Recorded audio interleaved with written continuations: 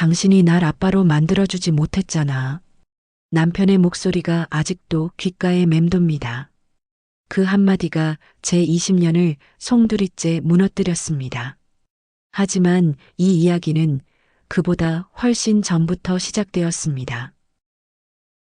아침 6시 알람이 울리기 전에 저는 이미 눈을 뜹니다. 20년간 몸에 밴 습관이죠. 남편보다 일찍 일어나 아침을 준비하고 집안을 정돈하고 남편이 출근할 때까지 모든 걸 완벽하게 맞춰놓는 것. 그게 제 하루의 시작이었습니다. 부엌으로 가는 복도는 어둡습니다. 전등을 켜고 싶지만 켜지 않습니다. 전기세 아껴야 한다는 남편의 말이 저절로 떠올랐습니다. 냉장고 문을 열고 어젯밤 남은 밥으로 아침을 준비했습니다. 된장찌개 한 그릇, 계란말이 반쪽, 김치 몇 조각. 남편이 좋아하는 소박한 상차림이었죠. 설거지를 하며 물을 받는데 수도꼭지 앞에 붙은 메모지가 눈에 들어왔습니다. 물 아껴 쓰기 남편의 글씨였습니다. 저는 물줄기를 더 가늘게 틀었습니다. 7시 정각 남편이 식탁 앞에 앉았습니다. 저는 조심스럽게 밥상을 차려놓고 맞은편에 앉았습니다. 남편은 아무 말 없이 숟가락을 들었고 찌개를 한술 뜨고 밥을 한 입 먹었습니다. 그 모든 동작이 기계처럼 정확했습니다. 오늘도 남편은 전기세 고지서 이야기를 꺼냈습니다. 요금이 또 올랐다고, 에어컨 덜 쓰라고, 선풍기만 써도 충분하다고 말했습니다. 지금은 한여름입니다. 낮 기온이 35도를 넘나들죠. 하지만 저는 고개를 끄덕였습니다. 참아야지. 우리 형편이 어려운 거 알잖아. 남편은 밥을 다 먹고 일어서며 현관으로 향했습니다. 구두를 신고 넥타이를 매만지고 가방을 듭니다. 저는 현관까지 따라가 남편을 배웅했습니다. 남편의 뒷모습이 엘리베이터 안으로 사라질 때까지 지켜봤습니다. 그렇게 남편이 떠나고 나면 집은 다시 고요해집니다. 저는 식탁으로 돌아와 남편이 남긴 반찬을 정리했습니다. 계란말이 한 조각, 김치 2쪽. 버릴 수 없어서 냉장고에 다시 넣었습니다. 그리고 제 아침은 밥 한 공기에 된장찌개 국물만 말아서 먹었습니다. 반찬은 아껴야지. 저녁에도 먹어야 하니까. 설거지를 마치고 거실로 나왔습니다. 낡은 소파, 10년도 더 된 TV, 색이 바랜 커튼. 이 모든 것들이 우리 부부의 20년을 말해주는 것 같았습니다. 결혼 초에 산 가구들이 아직도 그대로였습니다. 남편은 새 가구를 사자는 제 말에 항상 이렇게 말했습니다. 쓸 수 있는데 왜 돈을 낭비하냐고, 우리 형편에 그런 사치는 부릴 수 없다고. 저는 그 말을 믿었습니다. 정민 씨는 성실한 사람이었으니까요. 회사에서도 인정받는 직원이고 매달 월급을 꼬박꼬박 집에 갖다주는 남편이었으니까요.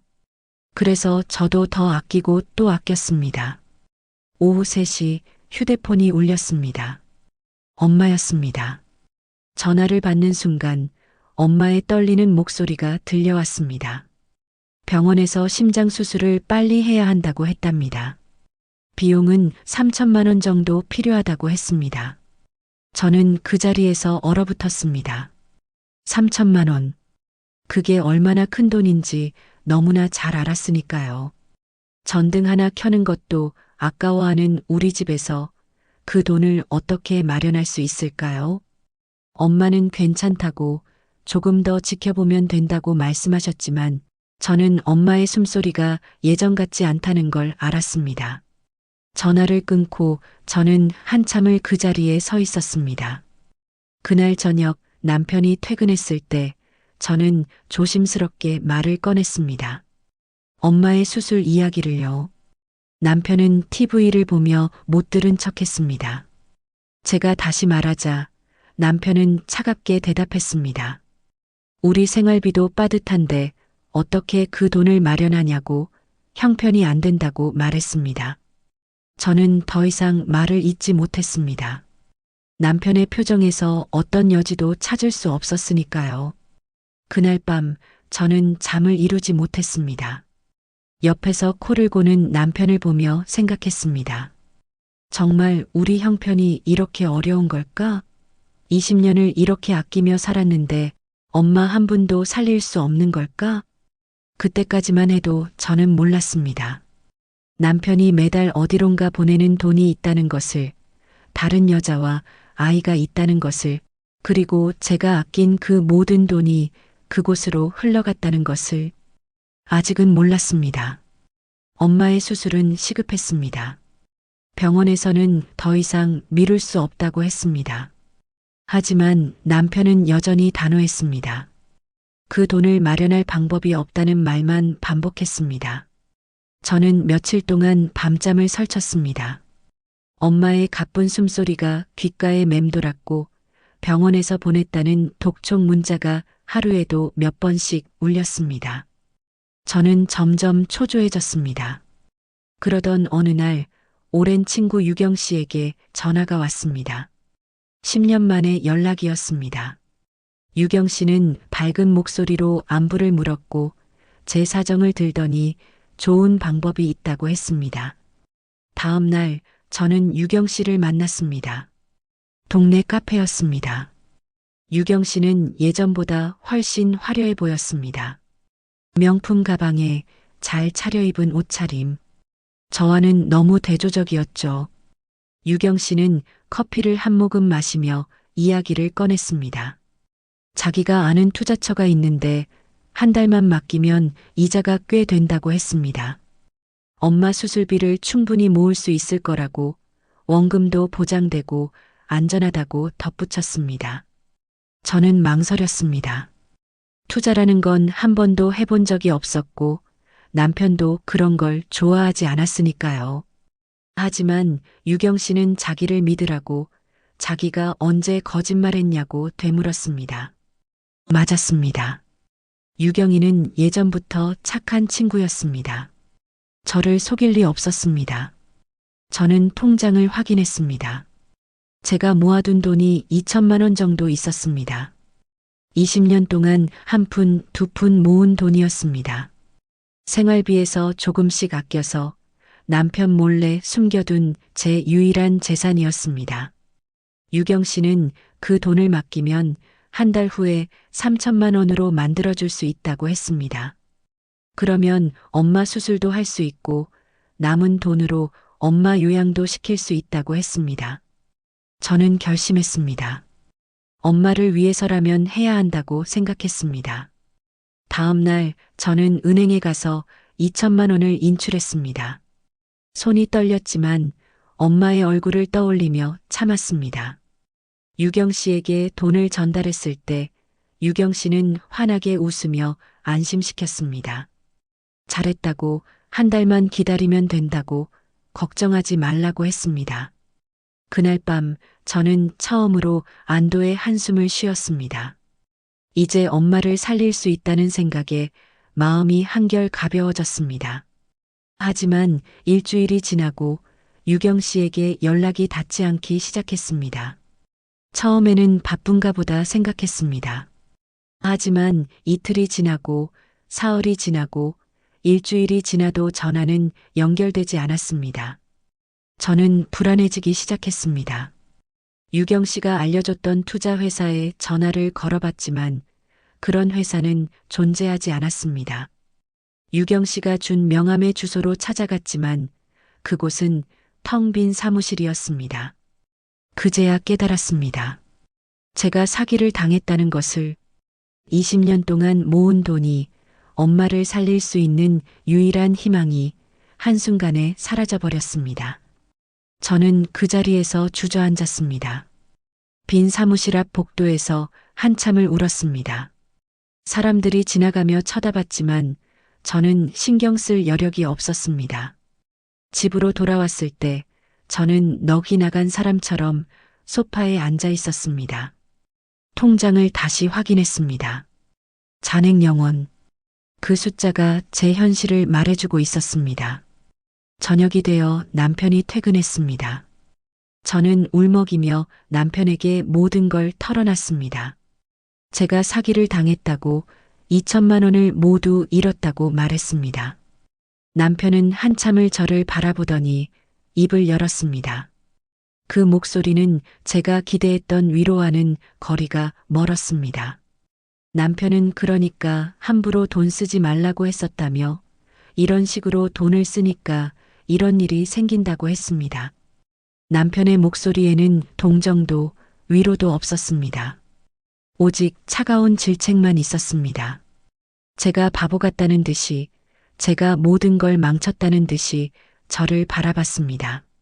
저는 더 이상 아무 말도 할 수 없었습니다. 잘못은 제가 한 것이니까요. 남편 몰래 돈을 쓴 것도, 투자에 속은 것도 모두 제 잘못이었습니다. 남편은 저녁도 먹지 않고 방으로 들어갔습니다. 문을 닫는 소리가 유난히 크게 들렸습니다. 그날 밤 저는 거실 소파에 혼자 앉아 있었습니다. 엄마에게 전화할 용기도 나지 않았습니다. 수술비를 마련하겠다고 했던 말이 이제는 거짓말이 되어버렸습니다.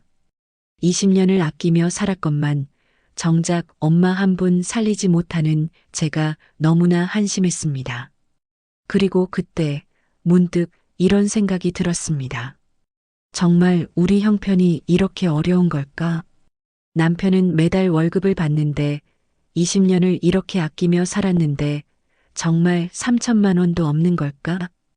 그 의문이 제 머릿속을 떠나지 않았습니다. 그 의문은 며칠이 지나도 사라지지 않았습니다. 저는 매일 아침 남편을 배웅하고 집안일을 하고 저녁을 준비하는 똑같은 일상을 보냈습니다. 하지만 제 머릿속은 온통 그 생각뿐이었습니다. 남편의 월급은 어디로 가는 걸까? 어느 날 아침 남편이 서둘러 출근 준비를 하다가 지갑을 침대 위에 두고 나갔습니다. 저는 그걸 들고 현관으로 뛰어갔지만 이미 엘리베이터 문이 닫힌 뒤였습니다. 지갑을 들고 거실로 돌아오는데 그만 지갑이 바닥에 떨어졌습니다. 그 안에서 여러 카드와 함께 사진 한 장이 떨어져 나왔습니다. 저는 그 사진을 집어들었습니다. 어린 남자아이의 사진이었습니다. 8살쯤 되어 보이는 교복 같은 옷을 입은 아이. 환하게 웃고 있는 모습이었습니다. 제 손이 떨렸습니다. 우리 부부에게는 아이가 없었습니다. 제가 난임이었으니까요. 결혼 초 10년 동안 온갖 치료를 다 받았지만 결국 아이를 가질 수 없었습니다. 그때부터 남편은 조금씩 변하기 시작했습니다. 저를 바라보는 눈빛이 차갑게 식어갔고 대화는 점점 줄어들었습니다. 그래서 저는 더 열심히 살았습니다. 아이를 주지 못한 아내로서 다른 것으로라도 남편을 만족시켜야 한다고 생각했습니다. 집안일을 완벽하게 하고 돈을 아끼고 남편이 원하는 대로 살았습니다. 그런데 이 아이는 누구일까? 저녁에 남편이 퇴근했을 때 저는 조심스럽게 지갑을 건네며 물었습니다. 지갑 속 아이 사진이 누구냐고. 남편은 잠깐 당황하는 표정을 지었습니다. 그러더니 곧 평소에 무표정한 얼굴로 돌아와서 말했습니다. 회사 동료 조카라고 귀여워서 사진을 받아둔 거라고 했습니다. 저는 고개를 끄덕였습니다. 하지만 뭔가 석연치 않았습니다. 남편은 원래 아이들에게 관심이 없는 사람이었으니까요. 조카 사진을 지갑에 넣고 다닐 사람이 아니었습니다. 그날 밤 저는 잠을 이룰 수 없었습니다. 남편의 설명이 계속 머릿속을 맴돌았습니다. 조카라고 했지만 남편의 눈빛이 순간적으로 흔들렸던 게 신경 쓰였습니다. 다음 날 남편이 출근한 후 저는 집안 정리를 하다가 남편의 서재로 들어갔습니다. 평소에는 잘 들어가지 않는 곳이었습니다. 남편이 혼자만의 공간이 필요하다고 해서 저는 그곳을 건드리지 않았습니다. 책상 위에는 서류들이 정리되어 있었습니다. 회사 관련 서류들, 그리고 통장 몇 권. 저는 그 통장들을 하나씩 펼쳐봤습니다. 제가 아는 우리 부부 공동 통장이 2개 있었습니다. 하나는 생활비 통장이고 하나는 적금 통장이었습니다. 그런데 제가 모르는 통장이 하나 더 있었습니다. 손이 떨리며 그 통장을 펼쳤습니다. 매달 200만 원씩 빠져나가고 있었습니다. 8년 전부터 지금까지 한 번도 빠짐없이 받는 사람 이름은 김민서. 저는 그 이름을 본 적이 없었습니다. 8년, 매달 200만 원. 계산기를 두드려 봤습니다. 거의 2억 가까운 돈이었습니다. 저는 그 자리에 주저앉았습니다. 머리가 하얘졌습니다. 우리는 전기세, 수도세를 아끼며 살았습니다. 10년 된 가구를 고쳐 쓰고 옷도 제대로 사입지 못했습니다. 엄마 수술비 3천만 원이 없다고 했습니다. 그런데 8년 동안 2억을 누군가에게 보내고 있었던 겁니다. 김민서, 이 사람은 누구일까? 저는 남편의 휴대폰 청구서를 뒤적였습니다. 서랍 깊숙이 숨겨져 있던 봉투에서 찾아냈습니다. 그 안에는 매달 같은 번호로 수십 통의 전화와 문자가 오간 기록이 있었습니다. 저는 그 번호를 제 휴대폰에 저장했습니다. 그리고 결심했습니다. 진실을 알아야겠다고. 남편이 매달 돈을 보내는 사람이 누구인지, 그 아이 사진은 정말 조카인지, 왜 8년 동안 이렇게 큰 돈이 빠져나가는지 알아야 했습니다. 다음 날 저는 남편을 미행하기로 했습니다. 평생 한 번도 남편을 의심해 본 적 없는 제가 이제는 남편 뒤를 몰래 쫓아가야 하는 사람이 되었습니다. 하지만 어쩔 수 없었습니다. 20년을 함께 산 남편이 어쩌면 제가 전혀 모르는 사람일지도 모른다는 생각이 들었습니다. 그리고 그 생각은 곧 현실이 되었습니다. 남편을 미행한 날은 평범한 금요일 오후였습니다. 저는 남편이 출근한 후 평소보다 일찍 집을 나섰습니다. 남편의 회사 근처 카페에서 기다렸습니다.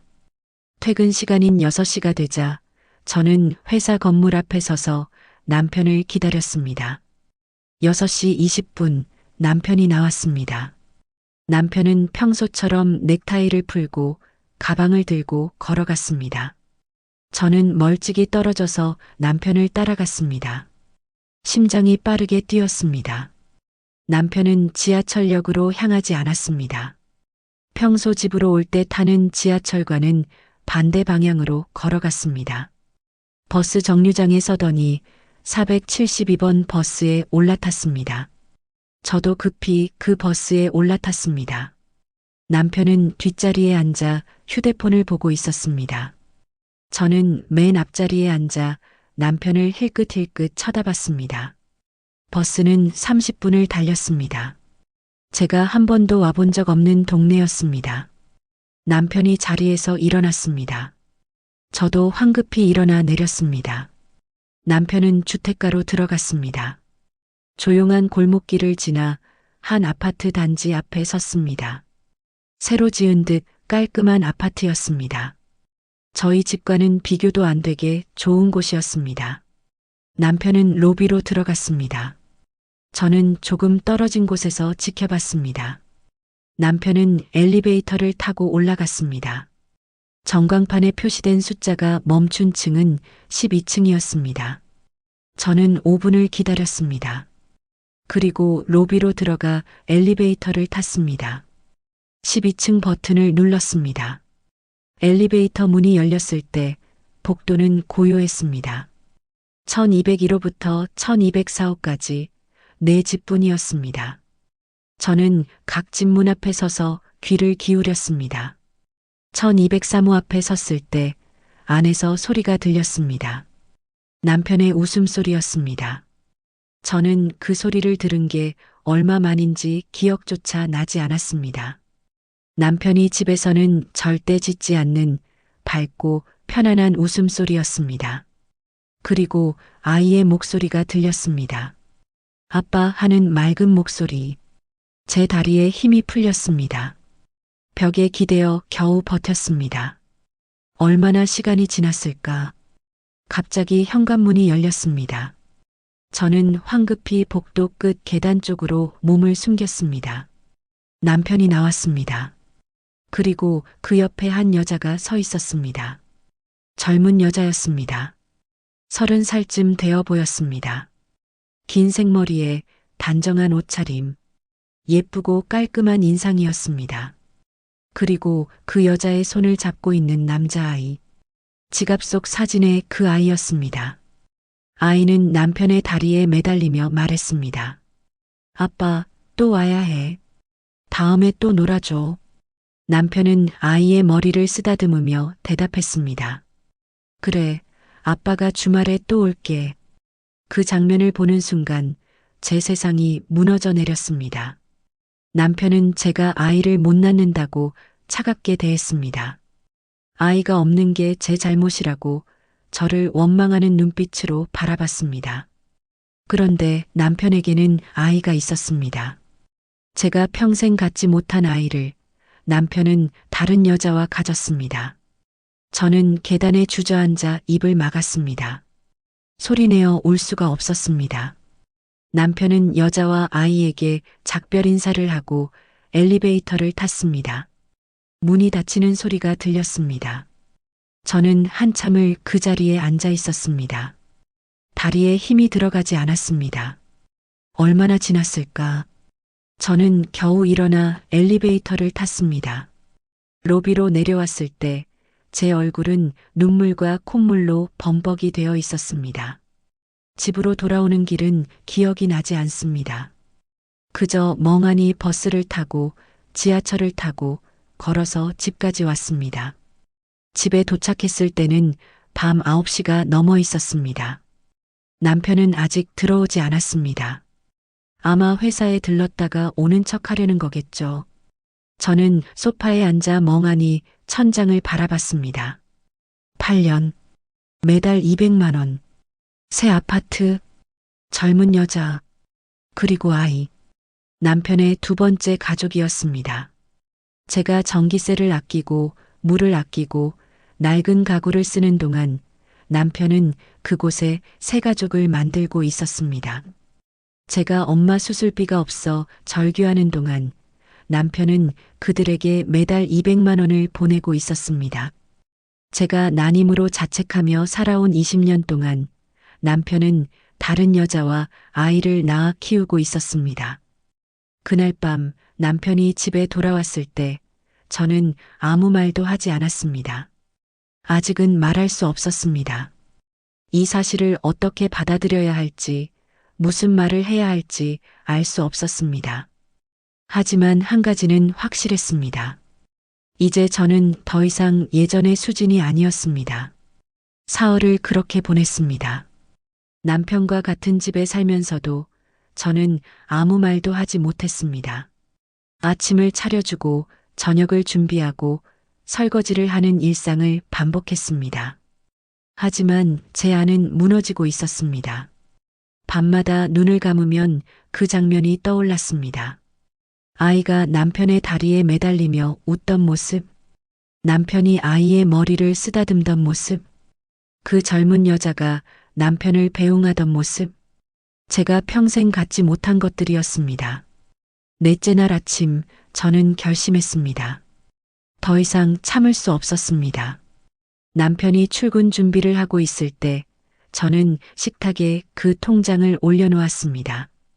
김민서 앞으로 매달 200만 원이 송금된 통장, 그리고 그 옆에 아이 사진을 놓았습니다. 남편이 거실로 나왔습니다. 식탁 위에 통장과 사진을 보는 순간 남편의 얼굴이 굳어졌습니다. 저는 조용히 물었습니다. 이게 뭐냐고, 김민서가 누구냐고, 그 아이는 누구냐고 물었습니다. 남편은 한참을 말이 없었습니다. 그러더니 한숨을 쉬며 소파에 앉았습니다. 남편은 말했습니다.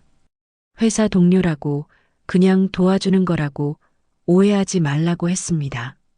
저는 웃음이 나왔습니다. 8년 동안 2억 가까운 돈을 그냥 도와준 거라고요. 저는 남편에게 말했습니다. 제가 그 집에 갔었다고, 남편이 그 아이를 아빠라고 부르는 걸 들었다고 말했습니다. 남편의 얼굴이 창백해졌습니다. 그리고 한참의 침묵 끝에 남편은 모든 것을 털어놨습니다. 8년 전 회사에서 민서를 만났다고 했습니다. 처음에는 그냥 동료였지만 점점 가까워졌다고 했습니다. 저와의 관계가 너무 답답했다고, 집에 오면 숨이 막힐 것 같았다고 말했습니다. 민서는 남편을 편하게 해줬다고 했습니다. 웃게 만들어줬고 대화가 통했다고 했습니다. 그리고 임신 소식을 들었을 때 남편은 처음으로 아빠가 될 수 있다는 게 기뻤다고 했습니다. 저는 그 말을 듣는 순간 가슴이 찢어지는 것 같았습니다. 남편은 계속 말을 이어갔습니다. 처음에는 헤어지려고 했지만 아이가 태어나고 나서 그럴 수 없었다고 했습니다. 자기 핏줄인데 버릴 수 없었다고 했습니다. 그래서 두 곳을 오가며 살았다고 했습니다. 집에서는 남편으로, 그곳에서는 아빠로 살았다고 했습니다. 저는 떨리는 목소리로 물었습니다. 그럼 저는 뭐였냐고, 20년을 함께 산 저는 대체 뭐였냐고 물었습니다. 남편은 잠시 망설이더니 입을 열었습니다. 남편은 말했습니다. 자기도 사람이라고, 저와 사는 게 너무 팍팍했다고 말했습니다. 아이도 없고 대화도 없고 그저 의무처럼 사는 게 지겹했다고 했습니다. 그리고 남편은 제일 잔인한 말을 했습니다. 자기도 아이를 원했다고, 그런데 저는 자기를 아빠로 만들어주지 못했다고 말했습니다. 남자로서 자식을 가질 수 없다는 게 얼마나 고통스러운지 아냐고 물었습니다. 저는 그 말을 듣고 아무 말도 할 수 없었습니다. 10년 동안 온갖 치료를 받으며 고통받은 사람은 저였습니다. 병원을 오가며 몸과 마음이 망가져간 사람도 저였습니다. 아이를 가질 수 없다는 죄책감에 20년을 자책하며 산 사람도 저였습니다. 그런데 남편은 그걸 제 탓으로 돌리고 있었습니다. 남편은 계속 말했습니다. 이혼할 생각은 없다고, 그냥 지금처럼 살면 안 되냐고, 저한테 피해 안 주고, 조용히 살 테니 모르는 척 해달라고 했습니다. 저는 남편을 바라봤습니다. 20년을 함께 산 사람이 맞나 싶었습니다. 이렇게 차갑고 이기적인 사람이었나 싶었습니다. 저는 조용히 말했습니다. 엄마 수술비가 필요하다고 했을 때 돈이 없다고 했던 말이 기억나냐고 물었습니다. 그때 남편은 매달 200만 원씩 다른 가족에게 보내면서 제 엄마는 죽어도 상관없다고 생각한 거냐고 물었습니다. 남편은 대답하지 못했습니다. 저는 일어섰습니다. 더 이상 이 사람과 같은 공간에 있을 수 없었습니다. 방으로 들어가 문을 잠갔습니다. 그리고 그제야 소리내어 울었습니다. 20년이 무너지는 소리였습니다. 제가 믿었던 모든 것이, 제가 참아온 모든 시간이, 제가 아껴온 모든 돈이 모두 헛된 것이었습니다. 난 이미 제 잘못이라고 자책하며 살아온 세월이 얼마나 바보 같은 것이었는지 깨달았습니다. 남편은 저를 사랑한 적이 없었습니다. 그저 필요에 의해 곁에 둔 것뿐이었습니다. 그날 밤 남편은 집을 나갔습니다. 아마 그 여자에게 갔겠죠. 저는 텅 빈 집에 혼자 남았습니다. 하지만 이상하게도 더 이상 눈물이 나오지 않았습니다. 슬픔이 지나가고 차가운 무언가가 제 안을 채우기 시작했습니다. 이제 저는 알았습니다. 이 결혼은 끝났다는 것을, 그리고 이제는 제 선택을 해야 한다는 것을. 남편이 집을 나간 후 저는 사흘 동안 방 안에만 있었습니다. 아무것도 먹지 않았고 아무도 만나지 않았습니다. 그저 창밖을 바라보며 앉아 있었습니다. 핸드폰에는 병원에서 온 문자가 계속 쌓여갔습니다. 엄마의 수술이 더 이상 미룰 수 없다는 내용이었습니다. 빨리 입원 절차를 밟아야 한다고, 수술비 입금이 필요하다고 했습니다. 저는 통장을 다시 확인했습니다. 제 통장에는 2천만 원이 있었는데 사기를 당해 모두 잃었습니다. 남편과의 공동 통장에는 생활비로 쓸 몇백만 원밖에 남지 않았습니다. 3천만 원. 그 돈이 없었습니다. 넷째 날 저는 결심했습니다. 은행에 갔습니다. 대출 상담을 받았습니다. 상담원은 제 상황을 듣더니 집을 담보로 하면 대출이 가능하다고 했습니다. 저희 집은 남편과 공동 명의였지만 제 지분으로도 충분한 금액을 빌릴 수 있었습니다. 저는 서류에 서명했습니다. 손이 떨렸지만 멈추지 않았습니다. 사흘 후 대출금이 나왔습니다. 3,500만 원. 엄마 수술비와 당분간의 치료비로 쓸 수 있는 금액이었습니다. 저는 바로 병원에 연락했습니다. 수술비를 입금했고 엄마의 입원 날짜를 잡았습니다. 엄마에게 전화했을 때 엄마는 울먹이며 물었습니다. 그 돈을 어떻게 마련했냐고, 남편한테 뭐라고 들은 거 아니냐고 걱정했습니다. 저는 괜찮다고, 걱정하지 말라고 말했습니다. 하지만 사실은 괜찮지 않았습니다. 담보대출을 받은 것도 남편은 몰랐고 앞으로 매달 갚아야 할 이자가 만만치 않았습니다. 그래도 저는 후회하지 않았습니다. 엄마를 살리는 게 먼저였으니까요. 일주일 후 엄마의 수술 날이었습니다. 저는 새벽부터 병원에 갔습니다. 수술실 앞에서 엄마를 배웅했습니다. 엄마는 제 손을 꼭 잡으며 말했습니다. 고맙다고, 딸 덕분에 살았다고 했습니다. 저는 엄마의 손을 꼭 잡아주었습니다. 울지 않으려고 애썼습니다. 수술은 6시간 걸렸습니다. 저는 대기실에서 하염없이 기다렸습니다. 커피를 마시고 복도를 오가고 다시 앉아서 기다렸습니다. 오후 3시 수술실 문이 열렸습니다. 의사 선생님이 나오셨습니다. 수술은 잘 되었다고, 이제 회복만 잘하면 된다고 말씀하셨습니다. 저는 그 자리에서 주저앉아 울었습니다. 엄마를 살렸습니다. 제 힘으로 엄마를 살렸습니다. 남편의 도움 없이 스스로 해낸 일이었습니다. 그날 저녁 병실에서 엄마를 지키고 있을 때 문이 열렸습니다. 남편이었습니다. 저는 깜짝 놀랐습니다. 남편은 제가 병원에 온 줄도, 엄마 수술을 한 줄도 몰랐을 텐데요. 남편은 조용히 병실로 들어왔습니다. 침대에 누워있는 엄마를 보더니 저를 복도로 불렀습니다. 복도에서 남편이 말했습니다. 회사에서 누군가 제가 병원에 있다는 걸 봤다고 연락이 왔다고 했습니다. 그래서 달려왔다고 했습니다. 남편은 수술비를 어떻게 마련했냐고 물었습니다. 저는 담담하게 대답했습니다. 집을 담보로 대출받았다고, 제 지분으로 받은 거라고 말했습니다. 남편의 얼굴이 굳어졌습니다. 왜 상의도 없이 그런 일을 했냐고, 그 이자를 어떻게 갚을 거냐고 물었습니다. 저는 웃음이 나왔습니다. 8년 동안 다른 가족에게 2억을 보낼 때는 상의 안 했으면서 제가 엄마 살리려고 대출받은 건 상의하라고 하는 게 웃겼습니다.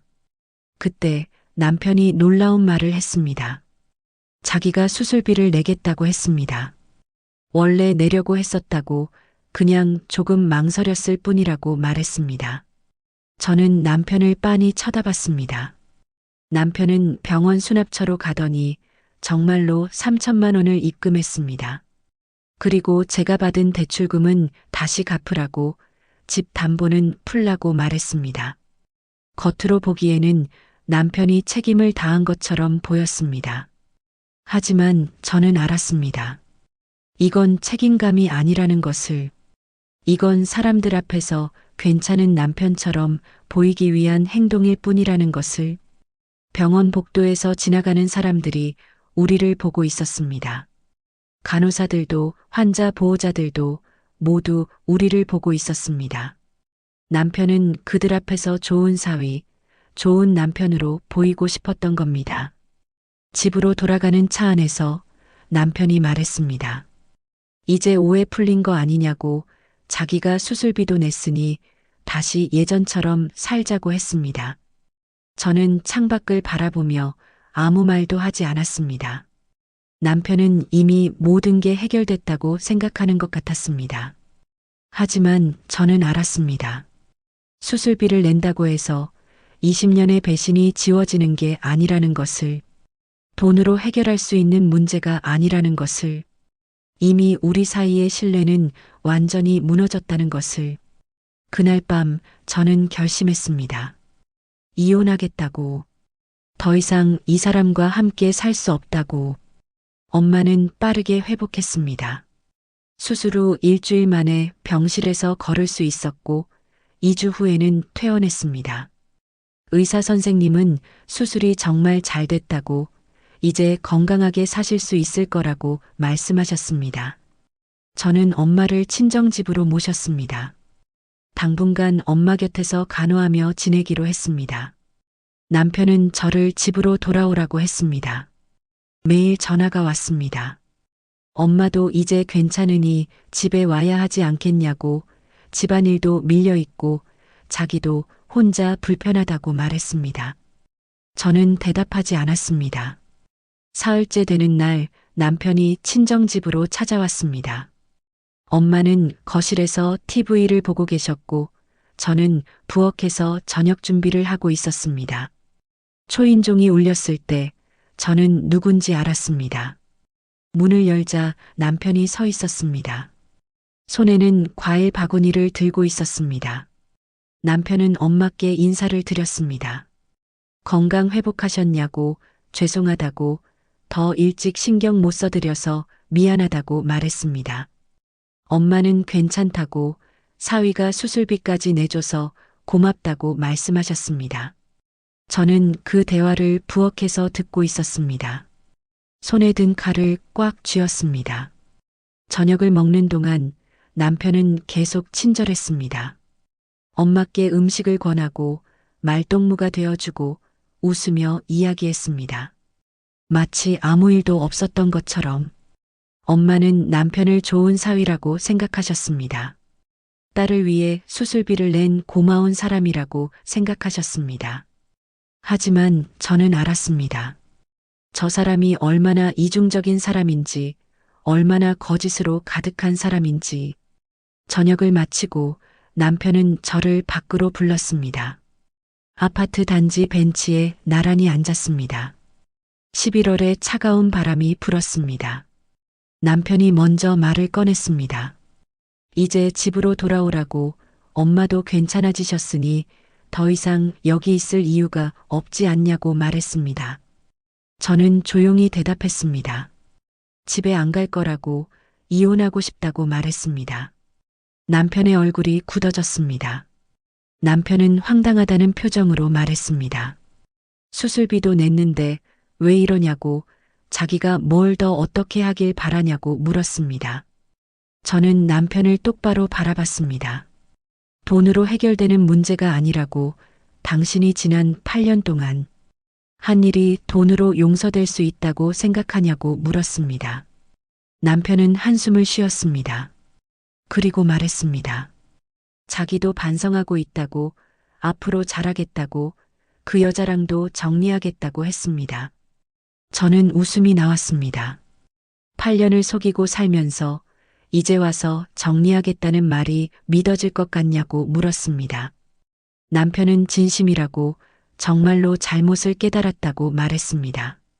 가족은 우리뿐이라고, 이혼하면 우리 둘 다 힘들어진다고 했습니다. 저는 고개를 저었습니다. 당신이 아낀 돈이 결국 누구를 위한 거였는지 이제 알겠다고 말했습니다. 당신이 절약하자고 한 모든 것들이 사실은 다른 가족을 위한 것이었다고 말했습니다. 그리고 저는 덧붙였습니다. 제가 난임인 게 제 잘못이 아니라는 것도 이제 알겠다고, 당신이 저를 원망할 권리가 없다고 말했습니다. 남편은 대답하지 못했습니다. 저는 마지막으로 말했습니다. 이제 우린 끝이라고, 이혼 서류를 준비하라고 했습니다. 남편은 일어서며 말했습니다. 다시 생각해 보라고, 감정적으로 결정하지 말라고, 현실을 생각하라고 했습니다. 하지만 저는 이미 결정했습니다. 남편이 떠나고 저는 한참을 벤치에 앉아 있었습니다. 20년의 결혼 생활이 이렇게 끝나는구나 싶었습니다. 슬프지 않았습니다. 오히려 후련했습니다. 이제 더 이상 그 사람을 위해 아끼지 않아도 되니까요. 더 이상 눈치 보지 않아도 되니까요. 다음 날 저는 변호사 사무실에 갔습니다. 이혼 상담을 받았습니다. 변호사는 제 이야기를 듣고 위자료 청구가 가능하다고 말했습니다. 남편의 부정행위가 명확하고 증거도 충분하다고 했습니다. 저는 고개를 끄덕였습니다. 일주일 후 이혼 조정 신청서를 제출했습니다. 남편에게도 통지가 갔습니다. 남편은 전화로 따졌습니다. 정말 이혼할 거냐고 다시 한번 생각해 보라고 말했습니다. 저는 차분하게 대답했습니다. 이미 결정했다고, 조용히 합의 이혼하는 게 서로에게 좋을 거라고 말했습니다. 남편은 화를 냈습니다. 재산 분할 때문에 그러는 거냐고, 돈이 목적이냐고 소리쳤습니다. 저는 전화를 끊었습니다. 더 이상 그 사람과 대화하고 싶지 않았습니다. 한 달 후 조정 날짜가 잡혔습니다. 법원 조정실에서 남편을 마주했습니다. 남편은 여전히 이혼하고 싶지 않다고 말했습니다. 하지만 조정위원은 제 의사가 확고하다는 걸 확인하고 남편에게 합의를 권유했습니다. 결국 남편은 이혼에 동의했습니다. 재산은 반씩 나눴습니다. 집도 팔아서 나눴습니다. 위자료로 5천만 원을 받았습니다. 그렇게 20년의 결혼이 끝났습니다.